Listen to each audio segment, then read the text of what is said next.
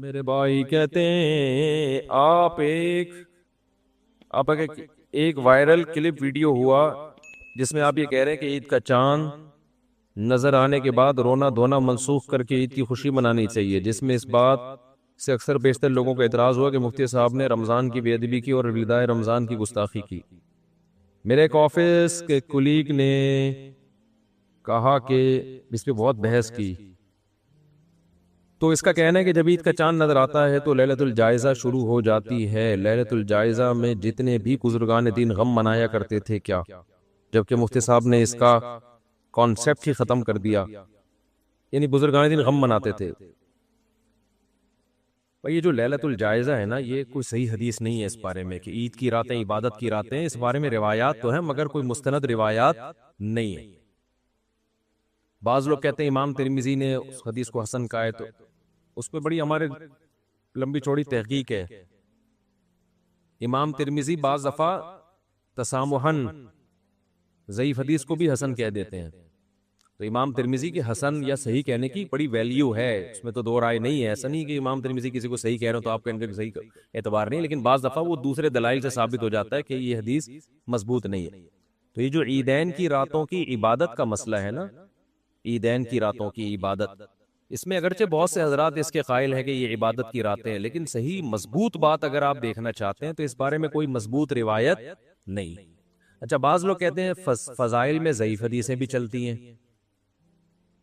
بالکل، فضائل میں ضعیف حدیث بیان کرنے میں کوئی حرج نہیں ہے، لیکن وہ فضیلت جو پہلے سے صحیح حدیث سے ثابت ہو۔ مثال کے طور پر فرض نماز کی فضیلت قرآن سے بھی ثابت اور حدیث سے بھی، تو اب اگر فرض نماز کی فضیلت میں کوئی ضعیف حدیث بھی بیان کر دی جائے تو کوئی حرج نہیں ہے، کیونکہ ایک عمل پہلے سے ثابت ہے۔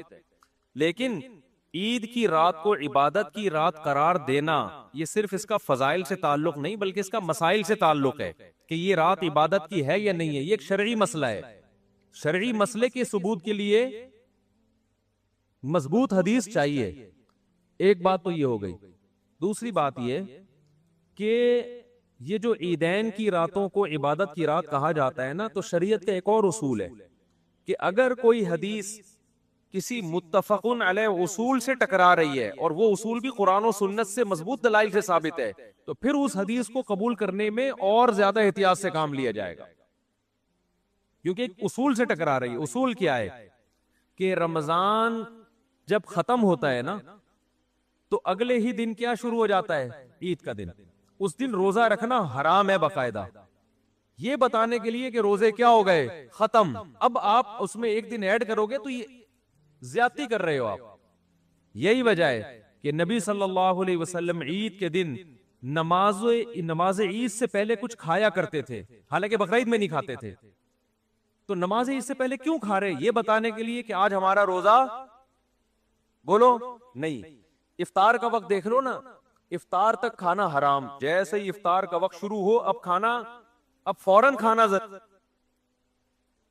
سنت ہے، اب دیر کرنا مکروہ ہے۔ کیوں بھائی؟ جب اللہ کی طرف سے پابندی، بھائی ریکارڈ کر رہے ہیں کیا؟ ایسا نہ ہو کہ پھر آدھے آ جاتے ہیں نا، پھر ایک تماشا بن جاتا ہے۔ تو اب یعنی اب فوراً جلدی کرنا ہے اس میں، یہ بتانے کے لیے کہ اللہ کی طرف سے پابندی اٹھ گئی۔ تو حدیثوں میں کثرت کے ساتھ صیام رمضان، قیام رمضان، صیام رمضان، قیام رمضان، صیام رمضان، قیام رمضان، اس سے پتا چلا جب صیام رمضان گیا تو قیام رمضان بھی گیا، یہ دونوں چیزیں ایک ساتھ گئیں۔ اس کا تقاضا یہ ہے کہ عید کی رات بھی آرام کی رات ہو، کیونکہ جو قیام آپ کنٹینیو کرتے رہے ہیں تو وہ قیام اب کیا ہو گیا؟ ختم۔ ایک منٹ بات تو مکمل کر لیتا میرے بات تو وہ سیام کے ساتھ، یعنی سیام روزوں کو کہتے ہیں نا، روزوں کے ساتھ قیام بھی کیا ہو گیا؟ ختم ہو گیا۔ تو یہ نہیں ہوتا کہ ایک چیز ختم ہوئی ہے دوسری ختم نہیں ہوئی، تو پورے لوازمات کے ساتھ رمضان گیا۔ اب عید کی رات اصولی طور پر تو ہونا یہ چاہیے کہ جیسے سیام رمضان میں عید کا روزہ حرام ہو جاتا ہے تو ایسے قیام بھی اب مکروہ ہو جائے، اصول کا تقاضا تو یہ ہونا چاہیے۔ لیکن چونکہ مکروہ ہونے پر ہمارے پاس کوئی دلیل نہیں ہے تو کم از کم مستحب تو نہیں مانا جائے گا نا، اس کو یہی کہا جائے گا کہ عام راتوں کی طرح اب یہ ایک رات ہے، عام راتوں کی طرح ایک رات ہے، لہذا آپ عبادت کرے تو اچھی بات ہے، بلکہ کرنی اس لیے چاہیے کہ ایک عبادت کی آپ کو عادت پڑ چکی ہے تو وہ عادت نہ چھوڑے، آپ رات کو عبادت کر لیں، اضافی فضیلت سمجھ کے نہیں، کیونکہ اس پر کوئی مضبوط دلیل نہیں ہے، بلکہ مضبوط دلائل جو روایتیں ہیں وہ اتنی جاندار نہیں ہے کہ وہ قوی روایتوں کے مخالف ہو جائیں۔ دوسری بات یہ ہے کہ اصول شریعت کے اس لیے بھی خلاف ہے کہ اگر عید کی رات عبادت کی رات ہوگی تو پھر عید کا دن آپ کیسے گزارو گے؟ جاگ کے سوتے رہو گے آپ؟ اور آج کل یہ کیا ہو رہا ہے، شاپنگ میں پوری رات لوگ عیدوں میں گزارتے ہیں اور عید کی نماز پڑھ کے سارا دن پوستیوں کی طرح پڑے رہتے ہیں، تو عید کے دن کا تو بیڑا غرق ہو گیا نا۔ تو اب آپ چاہے شاپنگ میں جاگو چاہے آپ نماز میں جاگو، نتیجہ تو ایک ہی نکلے گا نا۔ ہاں روحانیت میں تو بڑا فرق آئے گا کہ عبادت ہو رہی ہے تو ثواب ملے گا، لیکن جو عید کا دن جو شریعت منانے کا حکم دے رہی ہے وہ منا نہیں سکتے آپ، وہ رات کو جا کے مناؤ گے، جو کہ تہواروں کو رات کو منانا اسلام کا مزاج نہیں ہے، تہوار اسلام کے دن میں منائے جاتے ہیں۔ تو اگر رات آپ نے عبادت میں گزار لی تو پھر صبح آپ فریش نہیں ہوگے۔ سمجھتے ہو کہ نہیں سمجھتے؟ تو اس لیے حضرت مفتی رشید احمد صاحب رحمہ اللہ کے اس پہ پورا ایک رسالہ ہے اصل الفتاوی میں کہ جو عیدین کی راتوں کی بہت زیادہ فضیلت بیان کی جاتی ہے، تو پوری تحقیق ہے حضرت مفتی رشید احمد صاحب کی کہ یہ کوئی مضبوط دلیل سے ثابت نہیں ہے، بلکہ شریعت کے مزاج کے خلاف ہے۔ یہ شریعت چاہتی ہے کہ عبادت جب رمضان ختم ہوا تو اپنے تمام لوازمات کے ساتھ ختم ہوا ہے۔ البتہ یہ مسئلہ اختلافی ہے، علماء حق کے درمیان اختلافی ہے، تو جو مسئلہ علماء حق کے مابین اختلافی ہوتا ہے اس میں شدت جائز نہیں ہوتی۔ تو کوئی اس رات کو اگر عبادت کر رہا ہے تو اس کو بدعتی نہیں کہیں گے، کیونکہ روایات بہرحال موجود ہیں، ایسا نہیں کہہ سکتے اس کے قول کو کہ بالکل ہی کوئی حیثیت ہی نہیں ہے اس کی، تو روایات بہرحال موجود ہیں، اس کو بدعتی نہیں کہہ سکتے، اس کو گمراہ نہیں کہہ سکتے، اس کے پاس بھی ایک دلیل ہے، وہ کہہ رہے ہیں حدیث ہیں اس بارے میں، لیکن یہ کہ ہماری رائے یہی ہے کہ وہ حدیثیں اتنی مضبوط نہیں ہیں کہ ان کو شریعت کے ایک متفقون علیہ اصول کے مقابلے میں لا کے کھڑا کیا جائے۔ دوسرا سوال جو بھائی نے پوچھا وہ یہ پوچھا کہ رمضان جب جا رہا ہو تو غم منانا کیسا ہے؟ تو غم منانا ٹھیک نہیں ہے، جو اللہ آپ کو جس وقت جس کام کا کہہ رہا ہے وہ کام کرو اس وقت۔ عید خوشی کا دن ہے، غم کا دن ہے، تو رمضان جانے کے بعد اللہ نے خوشی رکھی ہے غم رکھا ہے؟ تو جب اللہ نے خوشی رکھی تو خوش ہو جاؤ، نہیں یاری بات سمجھ خام خام ہے اس میں کہ ہائے یوں، ابے چھوڑ یار۔ اور یہ جتنے رو رہے ہوتے ہیں نا رمضان جا رہے ہیں ان سے بولو ٹھیک ہے عید کے بعد دوبارہ ایک مہینہ تو رکھ لینا روزے، ہم تو کھائیں گے پیئیں گے گھومنے پھرنے نہیں۔ بہت سے لوگ عید کے بعد آؤٹنگ کے لیے نکلتے ہیں، اور میرے بھی عادت ہے چھٹیاں ہوتی ہماری تو بچوں کو لے کے کبھی نکل گئے، کبھی دوستوں کو لے کے نکل گئے، کیونکہ ایک مہینہ بھائی پورا رمضان کا روزہ ہی آسان کام نہیں ہے، تراویح ہے، بیانات ہیں مسلسل، پھر ٹوٹی پھوٹی اللہ نماز روزے کی توفیق دے دیتا ہے، ٹوٹی پھوٹی تلاوت کی، ہم کوئی بہت بڑے ولی اللہ نہیں ہے لیکن پھر بھی پورے سال کی روٹین چینج ہوتی ہے، کچھ نہ ہو یار یہ روزہ کوئی ہلکی چیز ہے یار۔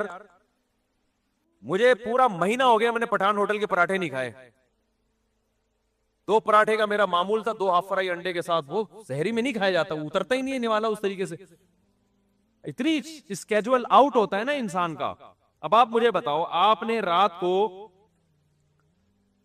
افطاری میں کھانا کھا لیا، وہ تمیز سے نہیں کھا سکتا، اذان ہو جاتی ہے نماز میں آنا پڑتا ہے، وہ ادھورا چھوڑ کے نماز کے لیے آ گئے، بعد میں بھوک ختم ہو گئی، کھاؤ گے پیٹ خراب ہوگا، نہیں کھاؤ گے احساس رہے گا یار پورے دن کے میں 2 پکوڑے بس۔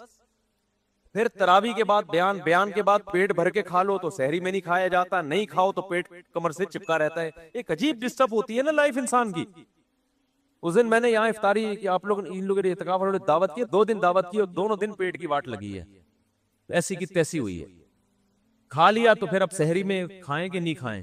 نہیں کھائیں تو یار پھر سارا دن گزارنا مشکل، کھائیں تو اسپیس کی تھوڑی سی میموری بھری ہوئی ہے، کچھ فارمیٹ کرنا پڑے گا، کچھ مال ڈیلیٹ۔ اب موبائل میں جا کے تو آپ گیلری سے بہت سی چیزیں ڈیلیٹ کر دیتے ہیں، پیٹ سے کیسے ڈیلیٹ کریں گے بھائی آپ؟ وہ تو اپنے آپ کی بات تھوڑی سنتا ہے وہ، تو کھا لو تو بدہضمی، ایک پورا مہینہ انسان ڈسٹرب رہتا ہے۔ اس کے بعد میرے بھائی اللہ کی طرف سے اعلان ہوتا ہے کہ میرے بندوں نے 1 مہینہ جو مجاہدہ کیا، اب یہ مجاہدہ میری طرف سے ختم۔ اور کیسی پیاری دعا نبی نے سکھائی افطار کے وقت، رہب الظما، پیاس چلی گئی، وابتلت العروق، رگیں تنگ تر ہو گئیں، وثبت الاجر انشاءاللہ، اور اللہ نے جو اجر رکھا ہے روزے دار کے لیے وہ ہمارے مقدر میں لکھ دیا گیا۔ تو جب رمضان جاتا ہے تو اللہ ہم جیسے ٹھیک ہے محبت اپنی جگہ ہے رمضان سے، کچھ نہ کچھ رمضان جانے کا ایک نیچرلی غم بھی ہوتا ہے انسان کو، ایک برکتیں تھی وہ ختم ہو رہی ہیں، لیکن اللہ اس غم کو منانے کی اجازت نہیں دے رہا۔ ایک ہوتا ہے غم کا نیچرلی ہونا، ظاہر ہے کہ رمضان سے بھی تو محبت تو ہوتی ہے نا، چھوٹتا ہے تو غم تو ہوتا ہے نا، اعتکاف میں کتنی رونق ہے، تراویح میں کتنی رونق ہوتی ہے، یہ ایک نیچرل ہے، یہ ہو جائے کوئی حرج نہیں ہے، اس کو منانا نہیں ہے، منانا عید کو ہے۔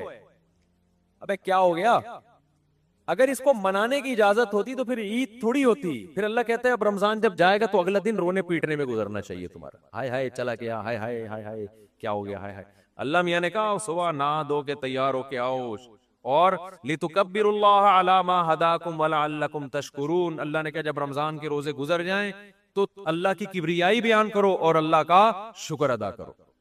تو جب رمضان گزرتا ہے تو ہم یہ سوچ کے کہ اللہ نے ہمیں 30 دن کے یا 29 دن کے روزوں کی توفیق دی، اب وہ ٹینشن بھی ختم، اب تمیز سے ٹائم پہ اٹھیں گے، پراٹھے دوبارہ سے پھوڑیں گے، تو یہ اللہ کی طرف سے آزادی مل رہی ہے بھائی، اور یہ ایسی نعمت ہے کہ 1 مہینوں کے روزوں کا اجر بھی اللہ نے اپنے اعمال میں لکھ دیا، تو فَبِذَلِكَ فَلْيَفْرَحُوا، بھائی ہم تو اس پہ کیا ہوں گے، خوش ہوں گے۔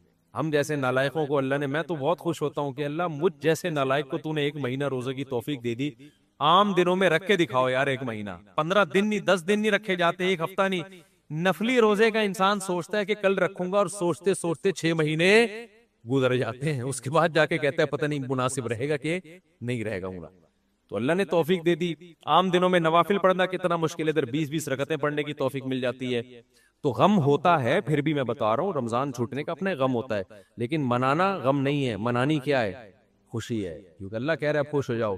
اور جو غم ہو رہا ہے نا وہ بھی اس لیے ہو رہا ہے کہ جا رہا ہے رمضان، اور پتہ ہے کہ اب 1 سال سے پہلے نہیں آئے گا۔ اگر کوئی کان میں آ کے کہتے کہ تجھے اتنا غم ہو رہا ہے، تیرے لیے فرشتے نے آ کے ایک الگ سے پیکج دیا کہ اگلا مہینہ پھر تیرا رمضان ہے، پھر دیکھو بے ہوش ہو جائیں گے ٹینشن سے، ابے یہ کیا ہو گیا یار، پھر 1 مہینہ، یہ تو جا رہا ہے نا، تو غم خالی پیلی کا غم میں کوئی مسئلہ نہیں، لیکن اگر اللہ میاں کہہ دیں، حضرت عیسیٰ علیہ السلام آ جائیں اور وہ کہیں کہ وہ اب تو شریعت چینج نہیں ہو سکتی، ایک فرضی مثال دے رہا ہوں کہ خواب آ جائے اس کو کہ بھئی تو اب 1 مہینہ رکھ لے، تیرے لیے رمضان نہیں کیا، وہی ثواب ملے گا، آگے تو کہے گا بھئی اللہ بہت ہو گئی، ٹھیک ہے نا، تو بہت زیادہ ہو گیا، 1 مہینہ بہت ہے۔ وہ ایک آدمی جو ہے نا بار بار موت کی دعا مانگ، جیسے لوگ مانگ رہے ہوتے ہیں نا ٹینشنوں میں کہ یار اس زندگی سے تو موت ہی بہتر ہے، ٹینشنوں میں ہوتے ہیں نا لوگ، لیکن اگر اس کو موت کے پھندے پہ لے جاؤ پھر دیکھو کیا کرے گا۔ تو اکثر میں لطیفہ سناتا رہا ہوں کہ ایک آدمی دعا مانگتا تھا، اے اللہ اس زندگی سے تو موت ہی بہتر ہے، موت ہی۔ ایک دن درخت کے نیچے دعا مانگ رہا تھا، کسی کو شرارت سوجی، درخت کے اوپر چڑھ کے اس نے پھندا بنا کے پھینکا نیچے، نا پھندا نہیں ہوتا پھانسی کا پھندا، تو یہ دعا مانگ رہا ہے اللہ زندگی سے تو موت ہی بہتر ہے، اوپر سے آہستہ آہستہ پھندا آ رہا ہے نیچے، یہ دیکھ کے حیران ہو گئے یہ کیا ہے یا اللہ۔ اوپر سے آواز آئی، اے میرے بندے میں نے تیری دعا سن لی ہے، تو اس میں اپنا سر دے میں تجھے اوپر اٹھا لوں گا۔ تو یہ کہتا ہے یا اللہ یہاں تو کوئی مذاق بھی نہیں کر سکتا۔ تو جتنے رونے پیٹنے کی محفلیں چل رہی ہیں نا رمضان گزرنے پہ، ان کو کان میں آ کے بول دو کہ 1 مہینہ اللہ میاں نے رمضان بڑھا دیا، تو پھر پتہ کیا کہیں گے، اے اللہ ہم تو مذاق کر رہے تھے، ہم کیا کر رہے تھے، ہم تو مذاق کر رہے تھے، اب 1 مہینہ کون دوبارہ سحری میں اٹھے گا بھائی۔ عید کی نمازیں ہونی تو چاہیے شہر میں 1 یا 2 ہو جائیں یا 3 ہو جائیں یا 4 ہو جائیں، ہر مسجد میں عید کی نماز ہو رہی ہے۔ ارے کیا اتنی ہم میں ہمت نہیں ہے کہ میں اپنی نماز چھوڑ کے دوسرے مولوی صاحب کے پیچھے عید کی نماز پڑھ لوں، میں بولوں بھائی سارے مجمع کہاں جائے گا، بولو وہاں نماز پڑھے گا۔ میں جب پنجاب میں تھا نا، میں نے 1 مہینے امامت کی، تو عید کا دن آنے والا تھا، تو انہوں نے مجھے کہا کہ مسجد کی انتظامیہ نے عید کی نماز کب ہوگی، میں نے کہا دیکھو تھوڑا سا ارلی جانب مسجد کے امام ہیں وہ بھی عید کی نماز پڑھاتے ہیں، تو ہمیں کیا ضرورت ہے ہم یہاں عید کی نماز پڑھائیں، ایک بڑا اجتماع ہونا چاہیے نا عید میں، تو عید میں تو کم از کم اتنا کر لیں کہ جو ہر مسجد میں عید کی نماز ہو رہی ہے اس کو ختم کر کے شہر میں 2 بڑے اجتماع کر لیں، 3 کر لیں۔ تو میں نے کہا سب سے پہلے میں اس کے لیے قربانی دیتا ہوں، میں اعلان کرتا ہوں میری مسجد میں عید کی نماز نہیں ہوگی، میرے سارے نمازی فلاں مولوی صاحب کے پیچھے نماز پڑھیں گے۔ سمجھ میں نہیں آ رہی بات، تاکہ ایسا نہ اس مولوی صاحب کو جب ہم پیغام بھیجیں تو وہ کہیں اچھا میرے والوں کو اپنے پاس لا رہے ہیں، ٹھیک ہے۔ میں نے کہا ایسا نہیں ہے، ہم اپنے والے کہاں بھیجیں گے، بولو ادھر بھیجیں گے، ایک نماز ہو، بڑا اجتماع ہو۔ لیکن کمیٹیاں نہیں مانتی۔ یہاں بھی میں نے شروع میں جب میں آیا تو اس کی کوشش کی کہ ہماری مسجد میں عید کی نماز بولو نہ ہو، بلکہ ہم کہیں تو حبیبیہ میں ہو جائے یا ادھر ہو جائے، ہم بھی وہیں جائیں گے، ایک بڑا اجتماع ہو، ایسی جگہ ہو جہاں کھلا میدان ہو۔ عید کی نماز تو مسجد میں ویسے ہی مکروہ ہے، نبی ہمیشہ میدان میں عید کی نماز پڑھتے تھے، مسجد میں عید کی نماز عذر سے پڑھی ہے، بارش وغیرہ کے عذر سے، ورنہ نہیں پڑھی۔ وجہ اس کی یہ ہے کہ عید کی نماز شاعر اسلام میں سے مسلمانوں کا بڑا دن ہے، تو اللہ کہتے ہیں ایسے کھلے میدان میں بڑے بڑے اجتماع کرو، پوری دنیا دیکھے کہ آج مسلمان کیسے اللہ کا شکر ادا کرتے ہیں، غیر مسلم بھی دیکھیں، اور ہم بند کمروں میں پڑھ رہے ہوتے ہیں۔ لیکن انتظامیہ کا کہنا یہ ہوتا ہے کہ چندہ نہیں ہوگا۔ کیا نہیں ہوگا؟ اگر ہم وہاں پڑھیں گے تو یہاں جو چندہ ہوتا تھا وہ بولو نہیں ہوگا، تو میں نہیں پڑھاؤں گا تو کسی دوسرے سے پڑھوا لیں گے، تو جو جب پڑھنی ہے تو پھر ہم ہی پڑھاتے ہیں۔ کیا خیال ہے بھائی؟ یعنی وہ تو اجتماع تو ہو نہیں رہا نا۔ تو اتنے ہمارے ظرف چھوٹے ہیں کہ ہم دوسروں کے پیچھے عید کی نماز پڑھنے کے لیے بھی تیار نہیں ہیں۔ یہ تو ہمارے حالات ہیں یار، کہ بھائی ہم کہیں بھائی جو کھلے میدان ہے وہاں جا کے پڑھیں گے، مسجدوں میں نماز بند کرو اس کو۔ جہاں میدان ہے، جس مولوی صاحب کے قریب میں کوئی میدان ہو نا، تو اس مولوی صاحب سے کہا جائے آپ پڑھائیں گے، ہم سب وہاں پہنچیں گے۔ عید کی نماز میں بھی چھوٹے چھوٹے 4-4 آدمی بھی لے کے لوگ کھڑے ہوئے ہوتے ہیں، 4-4 آدمی، یہ کوئی عید کی نماز ہے؟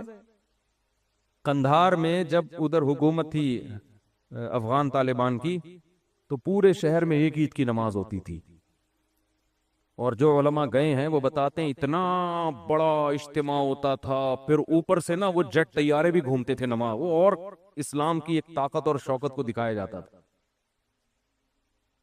اور جو ملک کا سربراہ ہے وہ آ کے عید کی نماز پڑھایا کرتا تھا۔ یہ ایک شاعر اسلام میں سے ہے۔ تو اتنے چھوٹے، ہر آدمی اخپل طریقے سے چھوٹے چھوٹے عید کے اجتماع کر رہا ہے کہ میرے نمازی وہاں نہ جائیں، ٹھیک نا، چاروں بلے ان کو میں کھینچ کے رکھوں۔ اور یہ سارا سیٹ اپ چندوں کی وجہ سے ہوتا ہے، مسجدوں کے مصارف پورے نہیں ہوتے تو یہ حساب کتاب ہوتا ہے، ظاہر ہے چندہ ہوگا، چندہ نہیں، ورنہ چندہ نہیں ہوتا۔ بھائی یہ جو عید کی نماز ہے نا، اس کے بارے میں لوگ بہت پوچھ رہے ہیں کہ اگر گورنمنٹ کی طرف سے مسجدوں میں کراؤڈ پر پابندی ہو تو کیا ہم اخپل طریقے سے گھر میں عید کی نماز پڑھ سکتے ہیں؟ گھروں میں عید کی نماز جائز نہیں ہے، نہ جمعہ جائز ہے نہ عید کی نماز جائز ہے، کیونکہ جمعہ اور عید کی نماز کے لیے بیسک شرط جو فقہا بیان کرتے ہیں وہ ہے اذن عام، کھلی اجازت ہو۔ آپ گھر میں اگر جمعہ پڑھیں دروازہ کھول دیں، سب کو آنے کی اجازت ہے۔ اور لوگ کہتے ہیں اس کی دلیل کیا؟ بھائی اس کی دلیل یہ کہ جمعہ اور عید یہ شاعر اسلام میں سے ہے، یہ بند کمروں میں نہیں ہوتا، اس سے جمعے اور عید کی ویلیو ختم ہو جاتی ہے۔ جیسے نبی صلی اللہ علیہ وسلم کے دور میں گاؤں میں کہیں کبھی جمعہ نہیں ہوا، مدینہ کے ارد گرد کے جو گاؤں کے لوگ تھے وہ جمعہ آ کے پڑھتے تھے، کہاں؟ مدینہ میں، گاؤں میں نہیں قائم کیا، کیونکہ یہ شاعر اسلام میں سے ہے نا۔ تو اب یہ کیسی اجازت ہے کہ نبی کے دور میں گاؤں کے لوگ شہر میں آ کے پڑھ رہے ہیں اور یہاں شہر کے لوگ اپنے اپنے گھروں میں بند ہو کے پڑھ رہے ہیں؟ تو ہماری رائے یہی ہے، اور حضرت مفتی تقی عثمانی صاحب کا بھی اسی پہ فتویٰ ہے کہ ان لاک ڈاؤن کے حالات میں گھروں میں آپ ظہر پڑھیں گے، جمعے کی نماز نہیں پڑھیں گے، نہ عید کی نماز پڑھیں گے۔ عید کی نماز وہاں پڑھ سکتے ہیں کہ جہاں پھر لوگوں کو کھلے عام اجازت دے دیں۔ تو اگر کسی فیکٹری میں یا کسی ایسی جگہ پہ سب کو آپ نے اجازت دے دی بھائی یہاں آئے، تو وہ پڑھیں، پھر اجازت ہے۔ تو یہی رائے ہے، اس کے خلاف جو قول ہے ہماری نظر میں وہ ضعیف ہے۔ بعض لوگوں نے کہا کہ کسی عذر سے اگر لوگوں کو روک دیں تو پھر مجبوری ہے، ابھی ہم جو گھر کا دروازہ بند کر رہے ہیں وہ تو عذر سے۔ تو بھائی یہ جو فقہا نے کہا ہے نا کہ اذن عام، کہ کھلی اجازت ہونی چاہیے، تو کھلی اجازت ختم تو جب ہی ہوگی نا جب کوئی عذر ہوگا، بلا عذر کون لوگوں کو نماز سے روکے گا؟ تو فقہا کا مطلب یہی ہے کہ عذر ہو یا نہ ہو آپ نے لوگوں کو اجازت دینی ہے، یہ جمعے اور عیدین کی شرائط میں سے ہے۔ تو مسلم ملک کنٹری ہو یا غیر مسلم کنٹری، وہاں پر اس بات کا اہتمام کریں کہ عید کی اگر آپ کو اجازت ملتی ہے تو پھر تو ٹھیک ہے، نہیں ملتی تو گھروں میں پھر عید کی نماز نہیں ہوگی، نہ خطبہ ہوگا، اپنے کوئی نوافل پڑھنا چاہے تو پڑھ سکتا ہے، وہ عید نہیں کہلائے گا۔ اور کیونکہ ایک شرعی عذر ہے تو وہ اللہ معاف کرنے والا ہے، اور کیا ہے۔ باقی مسجدوں میں گورنمنٹ نے اگر اجازت دی ہے، بعض لوگ یہ اشکال کرتے ہیں کہ مسجد میں بھی تو ابھی جمعہ جو ہوتا رہا ہے اس میں کھلے عام اجازت نہیں ہے، وہ تو ایک پابندی ہے کہ اتنے لوگ آئیں گے، اس سے زیادہ نہیں آئیں گے۔ تو کیونکہ گورنمنٹ کا جب کوئی حکم آتا ہے نا تو شریعت پھر یہ کہتی ہے کہ جو اجتہادی اختلافات ہوتے ہیں حکومت کے آرڈر کے آگے وہ منسوخ ہو جاتے ہیں، یعنی منسوخ کی طرح ہو جاتے ہیں۔ منسوخ تو نہیں کہہ سکتے یہاں پہ، یعنی وہ کالعدم ہوتے ہیں. تو گورنمنٹ نے چونکہ مسجد میں نماز پڑھنے کی اجازت دی ہے، تو اگر اس میں اذن عام نہ بھی ہو تو حکومت کی پرمیشن کی وجہ سے وہ کیا ہو جائے گی؟ جائز ہو جائے گی. اس پہ تمام فقہاء کا اتفاق ہے کہ اس طرح کی جتنی بھی شرطیں ہوتی ہیں وہ حکومت کے فیصلے کی وجہ سے کیا ہو جاتی ہیں؟ کالعدم. جیسے چاند کا مسئلہ ہے نا، چاند کا مسئلہ سعودی عرب میں کچھ اور ہے، ہمارے ہاں ان کا سسٹم ہی الگ ہے، ہمارا سسٹم بھی الگ ہے، ہم اس سسٹم کو نہیں مانتے. لیکن سعودی عرب میں جب ہم جائیں گے تو وہاں کی گورنمنٹ ہمارے سسٹم کے حساب سے فیصلہ نہیں کرتی، وہ اخبل طریقے سے کرتی ہے. تو جیسے بھی کرتی ہے لیکن سعودی حکومت میں وہ کیا ہو جائے گا؟ نافذ. کیونکہ حکم حاکم جو ہے نا شریعت میں، اس کی ایک ویلیو ہے، ورنہ ہر آدمی اخبل طریقے سے ہی چلتا رہے گا تو یہ تو تباہی برباد ہو جائے گی نا. تو اس لیے وہاں ہم کہتے ہیں کہ جب گورنمنٹ نے ایک لا پاس کر دیا، فیصلہ کر دیا، تو جب گورنمنٹ کہے گی عید ہے تو عید ہے، جب کہے گی بقرہ عید ہے تو کیا ہے؟ بقرہ عید ہے. یہاں ہماری گورنمنٹ نے کیونکہ ہلال کمیٹی بنائی ہوئی ہے، اس کے اتھارٹی کا حق حاصل ہے، تو وہ جب فیصلہ کرے گی تو کیا ہوگا؟ ابھی دیکھو نا، 4-5 سال پہلے ہم نے بتا دیا تھا کہ 30 روزے مکمل ہوں گے. 5-6 سال پرانی بات ہے، بلکہ اس سے بھی زیادہ. فلکیات والے کہہ رہے تھے چاند کہیں بھی نظر نہیں آئے گا، 30 روزے پکے ڈکے. تو ہلال کمیٹی نے اعلان بھی نہیں کیا کہ کل عید ہے، اور 30 روزے ہو گئے، تراویح بھی ہو گئی. ہماری مسجد میں بیان شروع ہو گیا، ایک دم رات کو 10:30 بجے اطلاع آئی کہ کل کیا ہے؟ عید ہے. ہلال کمیٹی نے اپنا فیصلہ واپس لے لیا. اب ہمارا میٹر تو گھوما تھا کہ چاند کہیں دور دور کا بھی نام و نشان نہیں، پتہ نہیں ان کو نظر کہاں سے آ گیا. لیکن بہرحال ہم نے بھی کیا کیا ہے؟ عید منائی ہے. کیونکہ اب اپنی رائے میں مسلط کروں گا، بھائی میں اس فیصلے کو نہیں مانتا، ہمارے جامع رشید بھی نہیں مانتا، تو بھائی جامع رشید کوئی گورنمنٹ تھوڑی ہے. تو گورنمنٹ کی طرف سے جو کمیٹی ہے، ہلال کمیٹی اتھارٹی، حکومت کی طرف سے اس کو حاصل ہے. تو جب حکومت کوئی فیصلہ کرتی ہے تو وہ فیصلہ آپ کی رائے پر مقدم ہوتا ہے. ہاں، جب تک 100% شریعت کے خلاف نہ چلے. وہ گورنمنٹ اگر یہ فیصلہ کر دے کہ اس دفعہ عید سرے سے ہوگی نہیں، ٹھیک ہے نا، رمضان ہی چلتا رہے گا، یہ 30 کے بعد 31 روزے بھی ہوں گے، تو یہ 100% کیا ہے؟ غلط ہے. اس میں اختلاف رائے کی گنجائش ہے ہی نہیں. تو جو ایسا فیصلہ جس میں اختلاف رائے کی کوئی تک بنتا ہی نہیں ہے، گنجائش ہی نہیں ہے، وہاں یا گورنمنٹ شراب کو حلال کر دے، وہ تھوڑی ہوگا. اسی طرح گورنمنٹ نے تو 4 شادیوں پہ پابندی لگائی ہے، تو یہ پابندی شریعت میں کیا ہے؟ کالعدم ہے. آپ چھپ کے کر سکتے ہیں، چھپ کے نکاح کرو تو یہ بالکل جائز ہے. تو یہ کیونکہ قرآن میں صاف لکھا ہوا ہے، تو یہ اختلافی مسئلہ تھوڑی ہے. وہ الگ بات ہے کہ اس کے بعد اختلافی مسائل ہی شروع ہوں گے. 4 شادیاں کرنا اسلام میں بالاتفاق جائز ہے، لیکن یہ ایسا اتفاق ہے کہ جیسے ہی کرو گے اختلافات شروع ہے. بعض اتفاقی مسائل میں اختلافات بہت ہیں. تو خیر، تو اس لیے وہ اذن حاکم کی وجہ سے اس کی مسجد میں اجازت ہے. تو گھروں میں اخفل طریقے سے نہ عید پڑھ سکتے ہیں اور نہ جمعہ.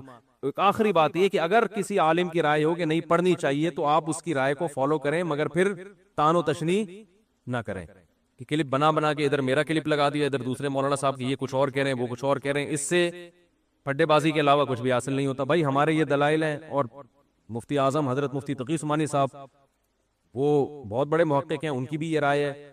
تو دلائل کے ان کی تو ایک اور بھی دلیل انہوں نے دی ہے کہ اگر اس طرح سے لوگوں کو جمعے کی اور عید کی اجازت دے دی جائے تو جمعہ اور عید کی ویلیو لوگوں کی نظر میں ختم. آئندہ جب کراؤڈ پہ پابندی جب ہٹے گی نا، تو بھی جس کو جمعہ لیٹ ہو رہا ہوگا وہ کہ بیگم کو کہے گا بیگم اپنے ماموں کو بلا لو، چچا کو بلا لو، ادھر ہی جمعہ پڑھ لیتے ہیں. اس کا یعنی سیاسی نقصان بھی ہے.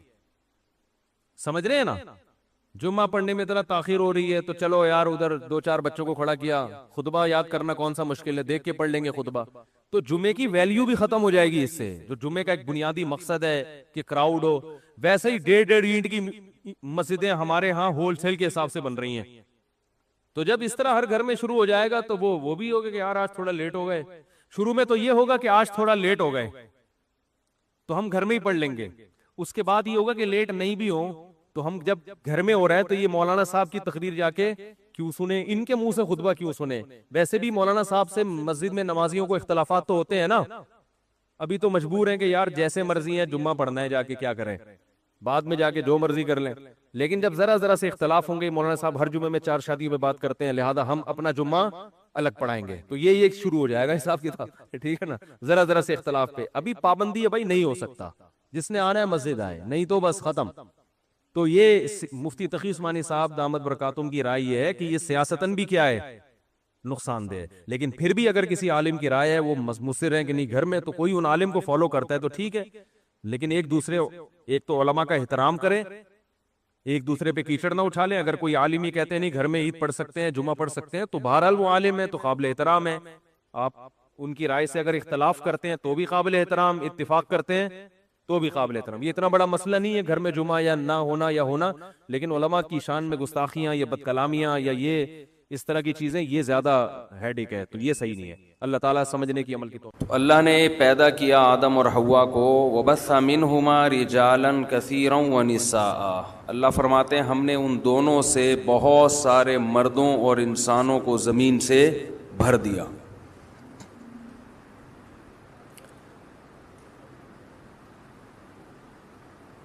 ابھی پھیلنے کا عمل ہوا ہے, پھیلتے جا رہے ہیں, پھیلتے جا رہے ہیں, پھیلتے جا رہے ہیں. ایک جگہ زمین پہ آدم اور حوا رہتے تھے اور ان کی نسل پھیلتے پھیلتے پھیلتے پھیلتے پوری دنیا بھر گئی.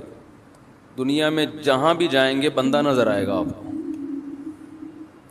وہ الگ بات ہے وہ بندہ نہیں ہوگا, لیکن انسان ہوگا. وہ بندہ تو کہتے ہیں نا انسان کا بچہ بندہ. حتیٰ کہ ایسی ایسی جگہوں پہ لوگ رہتے ہیں جہاں -40 ٹیمپریچر ہے. آدمی کہتا ہے تم ہمارے گھر ڈی فریزر میں رہ لو, آ کے بڑا والا بنوا لیتے ہیں تمہارے لیے, ادھر رہنے کی ضرورت کیا ہے. لیکن پھیلا دیا اللہ نے. قرآن کہتا ہے جیسے میں نے لوگوں کو پھیلا دیا اسی طرح اب دوبارہ اکٹھا کروں گا, جمع کروں گا. وحشرناہم, دوبارہ جمع ہو جائیں گے ایک ہی جگہ پہ میدان حشر میں.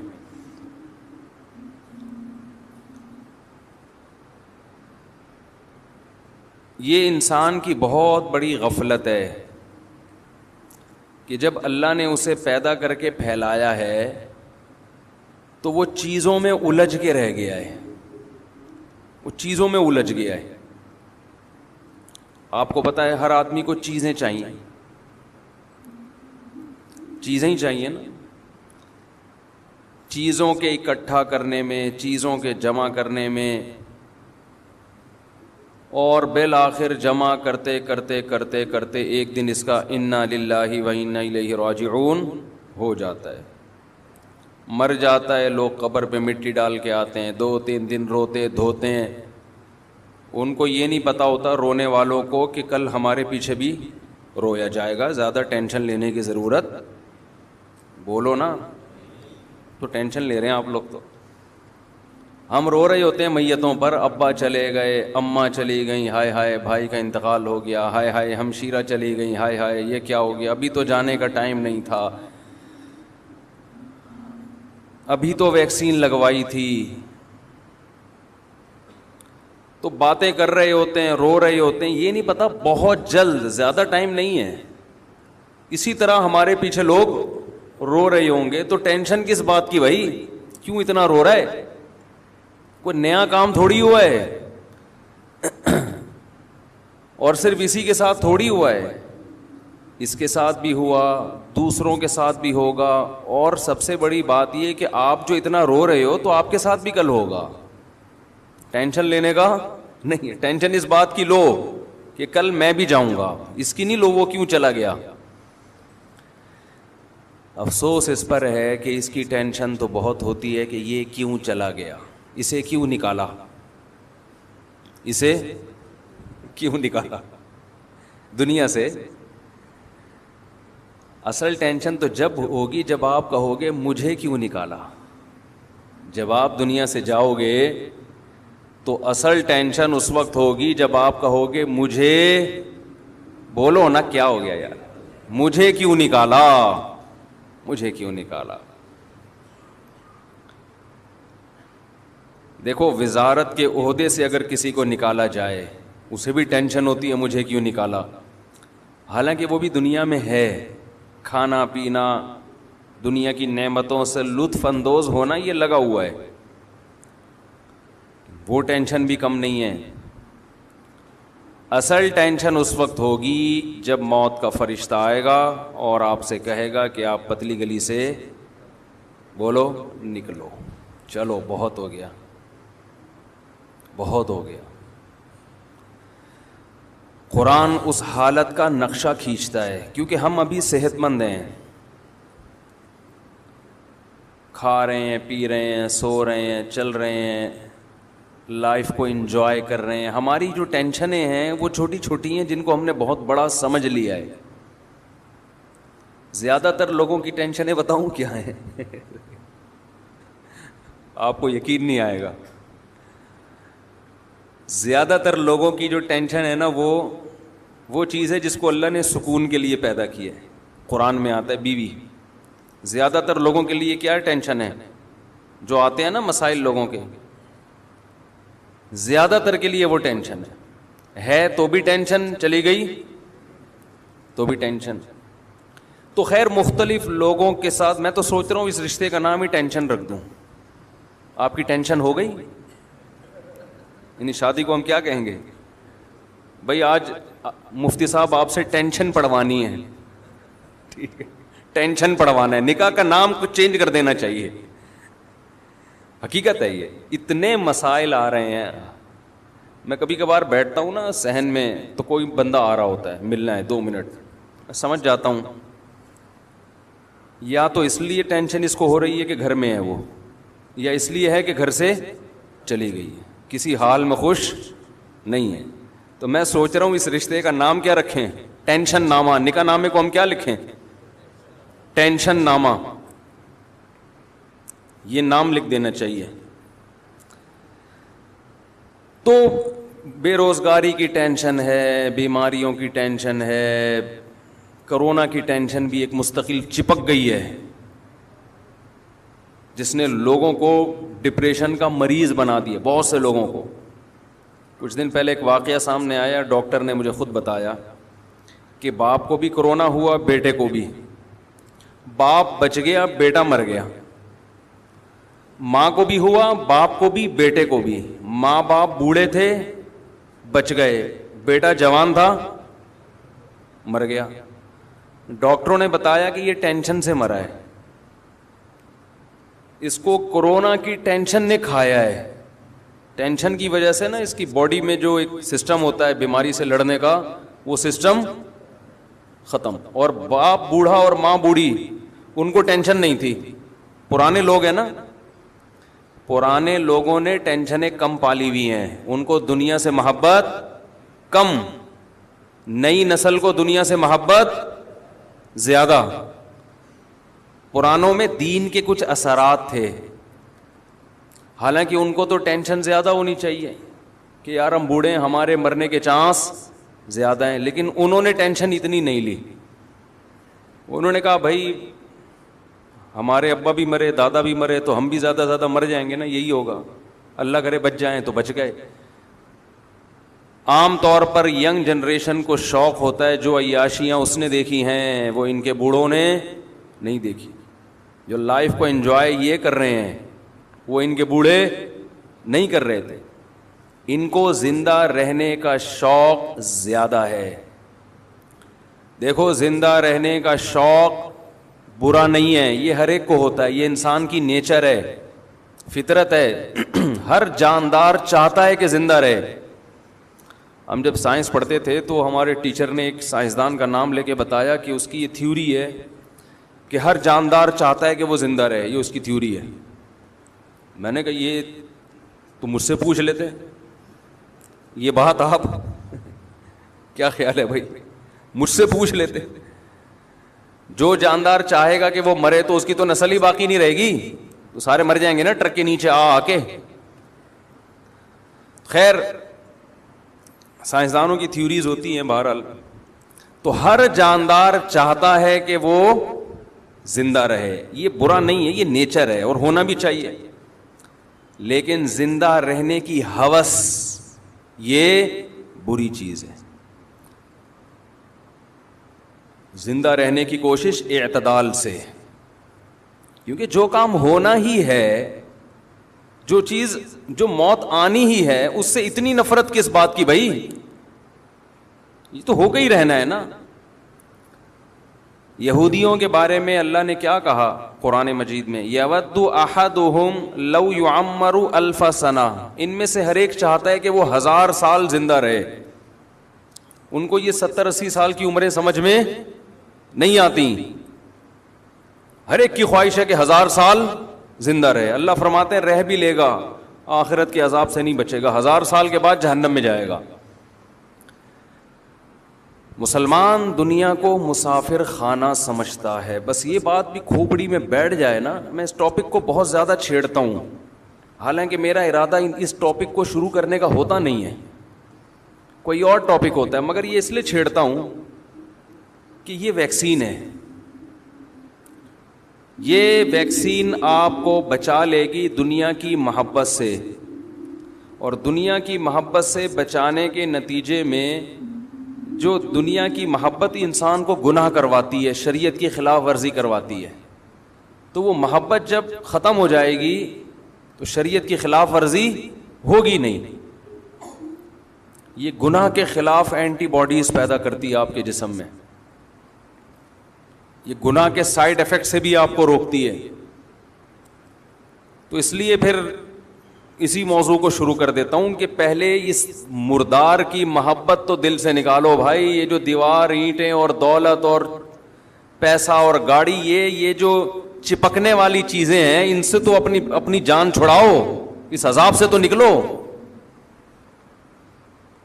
اتنا مسلط کیا ہوا ہے, پتہ نہیں کیا سمجھتے ہیں جس کے پاس پیسہ ہے وہ دنیا کا کامیاب ترین آدمی ہے. سمجھتے ہیں کہ یہ تو بہت خوش قسمت ہے, ککھ بھی نہیں ہے.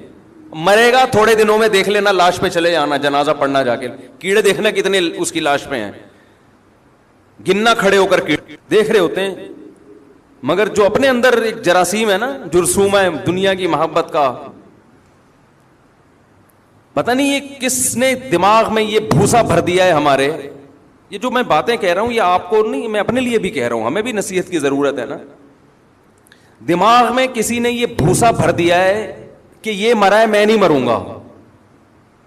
آپ کہہ سکتے ہو نہیں بھائی ایسا کوئی بھوسا نہیں ہے, ہمیں پتا ہے کہ ہم بھی مریں گے. نہیں پتا بھائی, یہی تو بڑا فالٹ ہے. یہ زبان پہ رکھا ہوا جملہ ہے کہ میں مروں گا, یہ دل کے اندر نہیں ہے. مجھے لوگ پھر پتہ نہیں کہ سمجھاتے رہتے ہیں یہ کرو وہ کرو. ابھی پھر میں زیادہ پرسنل معاملات میں نہیں جانا چاہتا. یہ جو میں نے ہری پگڑی میں شادی کا قصہ سنایا ہے نا, جو میرا کلپ بڑا مشہور ہوا ہے, یہ میں نے دل پہ پتھر رکھ کے سنایا ہے.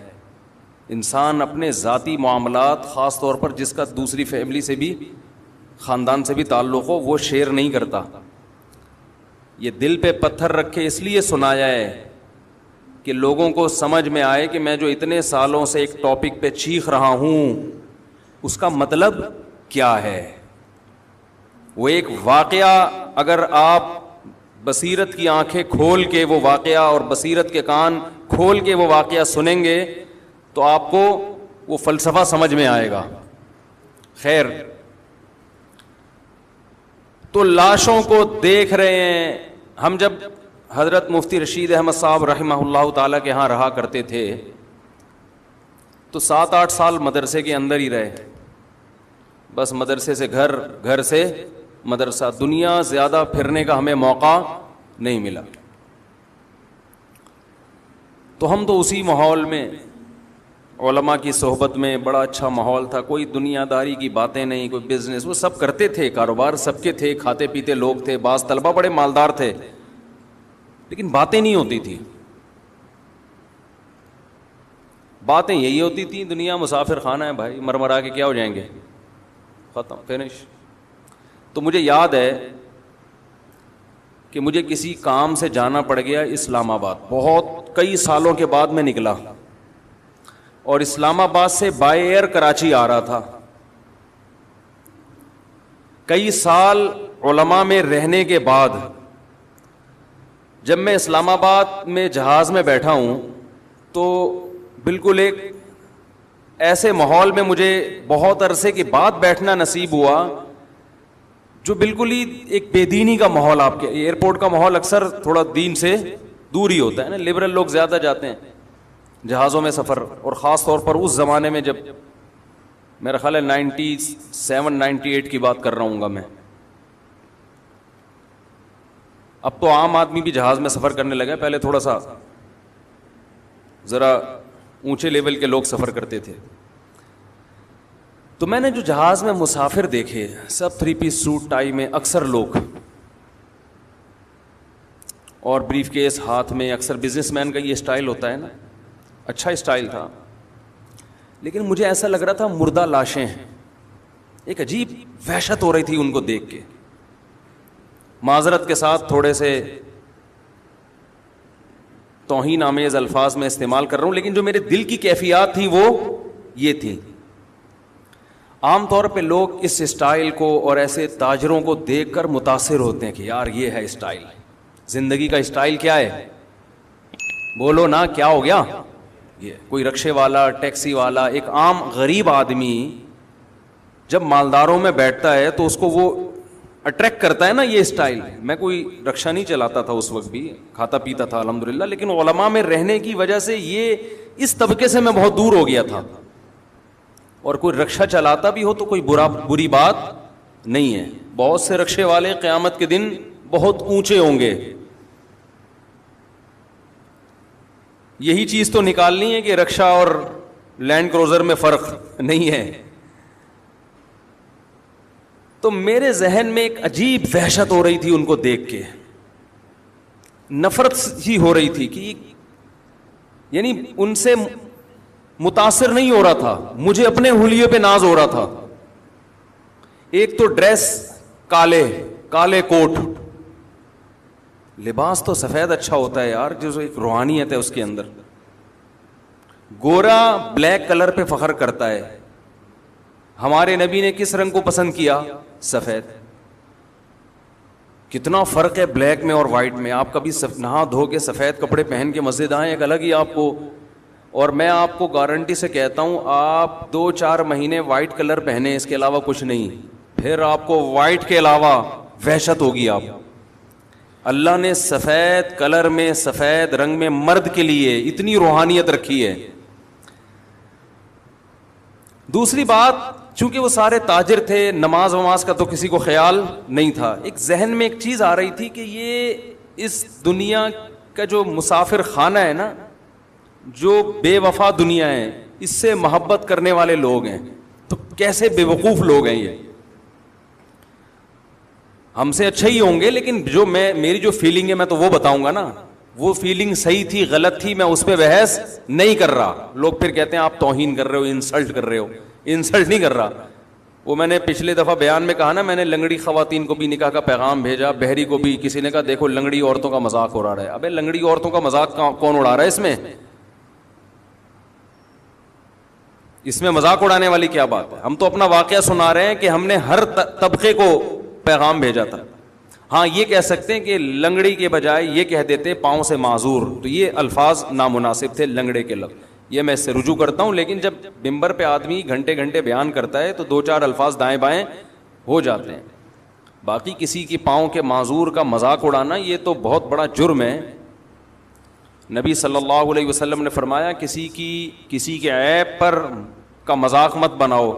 اس کا امکان ہے اللہ اسے صحت دے دے اور اس بیماری میں تمہیں مبتلا کر دے. اصل تو آخرت ہے. آخرت میں پتہ چلے گا کون کتنا بڑا فنڈر تھا دنیا میں. تو میں جب ان کو دیکھ رہا تھا تو مجھے ایک عجیب وحشت ہو رہی تھی اس ماحول میں, جہاز کے اس ماحول میں. وحشت یہ ہو رہی تھی کہ یہ سارے یا ان میں سے اکثر بریف کیس میں دولت لے کے گھوم رہے ہیں. یہ نوٹوں سے محبت کرنے والے لوگ ہیں. یعنی جو میری کیفیات تھی نا وہ میں آپ کو سمجھا نہیں سکتا. اچھا میری تو یہ کیفیات پورے راستے کے یار کن لوگوں میں بیٹھ گیا ہوں. مجھے وحشت ہو رہی تھی, میرا دل چاہ رہا تھا کہ میں یہاں سے اٹھوں, اسی ماحول میں جاؤں جو مجھے وہاں مدرسے میں ملا ہے. میری یہ فیلنگ تھی جس کی وجہ مجھے سمجھ میں نہیں آ رہی تھی. بات آئی گئی ہو گئی. اتفاق سے ہمارے حضرت مفتی رشید احمد صاحب کا سفر ہوا. امریکہ گئے یا پتہ نہیں کہاں جانا ہوا ان کا. بیان کے بعد انہوں نے کہا بہت دنوں کے بعد نکلا ہوں میں. عجیب عجیب لوگ دیکھ کے مجھے کیا ہو رہی تھی؟ وحشت. پھر فرمایا جب میں یہاں آیا ہوں طلبہ کو دیکھا ہے ماشاءاللہ ان کے چہروں پہ داڑیاں, چہروں پہ رونق, نماز کے نشان. فرمایا ایک عجیب روحانی سکون مل رہا ہے. تو میری جو کیفیت تھی مجھے خیال ہوا کہ یہ ہمارے شیخ کی وہی کیفیت. اس سے پتہ چلتا ہے کہ اہل اللہ کی صحبت کتنی اہم چیز ہے. بہت سی چیزیں جو کتابوں سے انسان نہیں سمجھ پاتا, بیانات سے نہیں سمجھ پاتا, وہ انسان اہل اللہ کی صحبت میں رہ کے سیکھتا ہے. آپ کے دل کی کیفیات بدلتی ہیں. اب آپ کہہ سکتے ہو اس میں وہ کون سا ہو کے نہا دھو کے نہیں بیٹھے ہوئے تھے, کیا بدبو آ رہی تھی کیا ان کے جسم سے جہاز میں, جو مفتی صاحب کو وحشت ہو رہی تھی؟ کیا ہو گیا بھائی؟ آپ کہہ سکتے ہیں کہ اسلام آباد سے جب ہم چڑھے جہاز میں اور وہ سارے کوٹ ٹائی والے تاجر بیٹھے ہوئے تھے, اور ان میں ایک آدھ اچھے بھی ہوں گے, نمازی بھی ہوں گے, اکثر تو بیچارے بے نمازی دنیا دار قسم کے لوگ تھے, تو کیا ان سے کیا بدبو آ رہی تھی جو آپ کو اتنی وحشت ہو رہی ہے؟ یہ روحانی بدبو ہوتی ہے, یہ جسمانی بدبو بولو نہیں ہے, یہ روحانی بدبو ہے. یہ روحانیت پیدا ہوتی ہے اہل اللہ کی صحبت میں, اللہ والوں کی صحبت میں وقت گزار کے. ہمیں یاد ہے ہم بچپن میں جب بنوری ٹاؤن جایا کرتے تھے, ایسا لگتا تھا ایک نور برس رہا ہے آسمان. ہم تو یونیورسٹی کالج کے ماحول میں رہنے والے. ارے ہم اسکول سے نکلتے تھے, گھر سے نکلتے تھے, بیگ لٹکا کے اسکول جاتے تھے. ایک نمبر کے شرارتی, اللہ معاف فرمائے. اسکول پہنچتے پہنچتے اڑنگیاں دینا ایک دوسرے کو. اسکول بھی ہمارا قریب نہیں تھا. اب تو بچے گھر سے نکلے, وین میں بیٹھے, مائیں لپائی پتائی کر کے ان کو ڈسٹمپر سے وہ ہر طرح سے تیار کر کے دھکا دیا گاڑی میں, وہاں اسکول میں اترے, وہاں ان کو ٹیچر نے ریسیو کیا بڑی تمیز کے ساتھ, آئیے بیٹھیے تشریف رکھیے, بڑی عزت ان کی, باپ سمجھ کے ان کو گھر میں پالا جا رہا ہوتا ہے. پھر وہاں ڈانٹنا نہیں ہے, مارنا تو سوال ہے, ڈانٹنا بھی نہیں ہے, بچے کی رسپیکٹ مجروح ہوتی ہے, اس سے سیلف رسپیکٹ پہ اثر پڑتا ہے. ایکچولی بچے کی مینٹل گروتھ نہیں ہو پاتی, ایک نمبر کا فرعون متکبر بنتا ہے وہ. کبھی کبھار چلتے پھرتے ویسے ہی ہلکا پھلکا بچے کو ایک آدھ چماٹ, زیادہ نہیں, زور سے نہیں, کبھی کبھار. زیادہ کرو گے تو بد اخلاقی ہے یہ. وہ پوچھے کیوں مارا, کہہ رہے یہ بتانے کے لیے کہ میں باپ ہوں. ایسا نہ ہو تھوڑے دنوں میں وہ اپنے آپ کو باپ سمجھنے لگتا ہے. یہ ہو رہا ہے. کل میں جی ٹی وی پہ انٹرویو دے رہا تھا تو کسی لبرل نے یہ کہا کہ آج کل ماں باپ بچوں کے حقوق ادا نہیں, کھلا نہیں رہے ان کو, ان پہ خرچ نہیں کر رہے. یہ پتہ نہیں کون سی دنیا میں رہتے ہیں. لاکھوں میں ایک والدین ایسے ہوتے ہیں جو بچوں پہ خرچ نہیں کرتے. 99% والدین بچوں پہ ان کی ضرورت سے زیادہ خرچ کر رہے ہو, سب کچھ لٹا کے کھلا رہے ہوتے ہیں. یہ پتہ نہیں کون سی دنیا میں یہ لبرل لوگ رہتے ہیں, پھینکنے کے لیے بیٹھے ہوئے ٹی وی میں, پھینکتے رہو بس بیٹھ کے. اپنے معاشرے کو بس نیگیٹو کر کے دکھاؤ کہ ہم گندے ہیں. او بھائی ہمارے یہاں اولاد پہ باپ اتنا خرچ کرتا ہے کہ آپ کی گورا تو ایک کمبخت ایک دھیلا خرچ نہیں کرتا اپنے اولاد پہ. وہ بچوں کے بڑے حقوق ہیں وہاں پہ, اور ہمارے ہاں باپ آدھا ہو جاتا ہے, بال گر جاتے ہیں اس کے سر کے. بچوں کے اسکول کی فیسیں, بچوں کو جو کہے گا کمبخت وہ کھلائے گا اس کو. جیم سے کھانی ہے ڈبل روٹی, جیم بھی رکھا ہوگا فریج میں, انڈا کھانا ہے, انڈا بھی پڑا ہوگا. آج کا بچہ, باپ میں یہ مجال نہیں ہے کہ بچے کو انڈا کھانا ہے اور باپ کہنی تو جیم سے روٹی کھائے گا. وہ پرانا زمانہ تھا, ونس اپون اے ٹائم, کہ جو پکائے کھا, تیری مرضی کا نہیں. ہمارا اللہ کا شکر ہے مالی حالات بہت اچھے تھے, لیکن ہماری ماں نے ہمیں اپنی مرضی کا کھلایا ہے, ہماری مرضی کا نہیں. مجھے اپنی والدہ کا وہ چمٹا یاد آتا ہے, گرم چمٹا, جب روٹی پکاتی تھی نا تو وہ, اب آلو کی بھجیا پکی ہوئی ہے بالفرض, مولی کی بھجیا پکی ہوئی ہے, ہمیں تو اچھی نہیں لگتی تھی مولی کی بھجیا, بنی ہوئی ہے, تو ہم بیٹھے ہوئے, نہیں کھایا جا رہا, ہم سے دل ہی نہیں چاہ رہا کھانے کا. وہ انڈے والا برگر منگوا دو, ٹھیک ہے. نہیں, مجھے یاد ہے ہماری والدہ چمٹا گرم گرم نا ہماری طرف کرتی تھی, یہ لگاؤں گی, کھاؤ اس کو بیٹھ کے, تمہارے باپ کو بھی یہی کھانا ہے. صحیح ہے نا.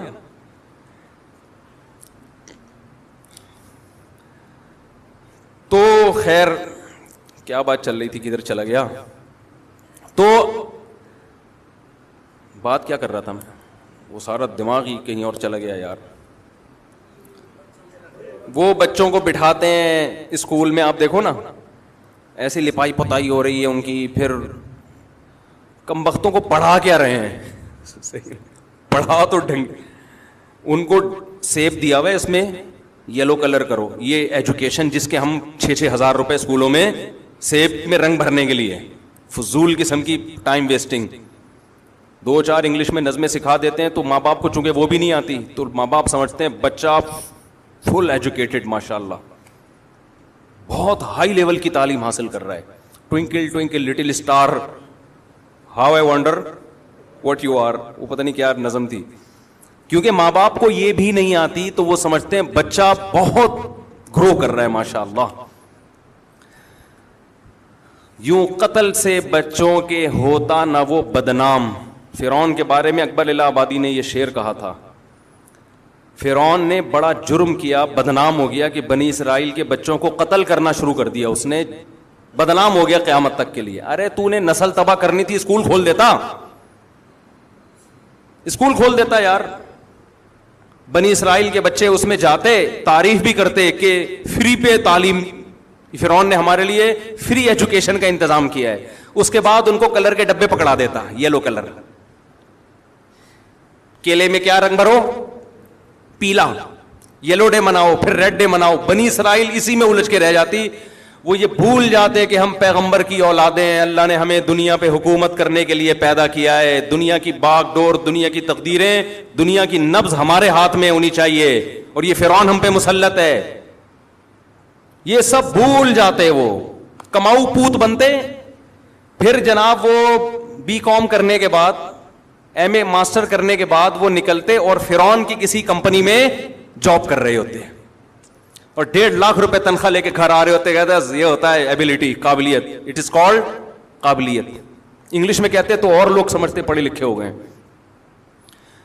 اس لیے اکبر الہ آبادی نے اس وقت کے اسکولوں کو دیکھ کے کہہ دیا تھا کہ یوں قتل سے بچوں کے ہوتا نہ وہ بدنام. افسوس کے فرعون کو کالج کی نہ سوجی. کالج بنا لیتا, اسکول بنا لیتا, سانپ بھی مر جاتا اور لاٹھی بھی نہ ٹوٹتی.